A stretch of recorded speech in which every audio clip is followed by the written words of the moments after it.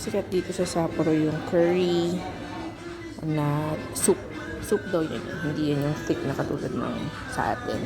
Tapos umorder lang ako ng 150 grams na rice. Yan yung order ko. 650. 1,650 yen. Kain tayo. Kain tayo. So, marami siyang veggies. Tapos, meron din siyang chicken. Spicy na still yung pinili ko. Sakto lang kung ano niya.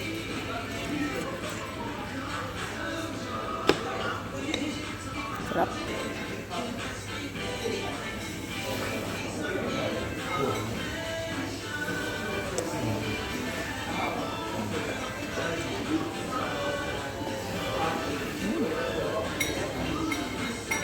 Sarap.